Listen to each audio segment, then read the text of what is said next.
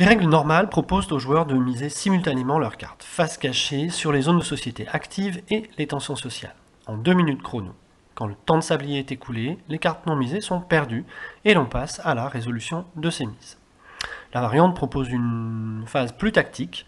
Le joueur qui possède l'exécutif pose une première carte, puis, dans le sens horaire, chaque joueur mise une carte jusqu'à épuisement.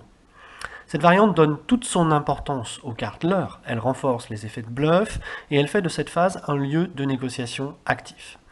Elle est plus gourmande en temps et je conseille cette variante aux joueurs déjà expérimentés et aux parties à 3 et 4 joueurs. Les priorités des joueurs pour miser sont liées à plusieurs facteurs. D'abord, les joueurs sont incités par les atouts de leur faction à privilégier telle ou telle partie de la société. Les républicains, par exemple, doivent maintenir un bon niveau sur un média, et les ultras s'accrocheront toute la partie à l'église, qui leur rapporte une carte supplémentaire et un point de victoire. Les tensions sociales ensuite sont un lieu difficile à négliger. Même si elles ne permettent pas de développer son emprise sur la société, elles restent un lieu de mise essentiel. Celui ou celle qui veut se maintenir au pouvoir ou qui tente de le prendre par la force doit investir ses cartes sur les tensions sociales. Ensuite, les joueurs peuvent être motivés par la prise de contrôle d'une nouvelle zone ou la volonté de saper l'influence d'un adversaire. Enfin, les mises peuvent être liées au soutien d'un allié ou au paiement d'une dette.